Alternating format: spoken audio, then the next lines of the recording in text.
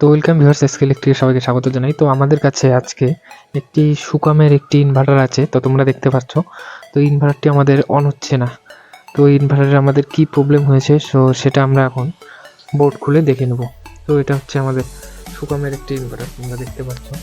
এটা হচ্ছে আমাদের ব্যাটারির দুটি তার, এটা হচ্ছে আমাদের মেন লাইন। ফিউজ আমরা অলরেডি চেক করে ফেলেছি, ফিউজটি ঠিক আছে। তো এখন আমরা দেখে নেব।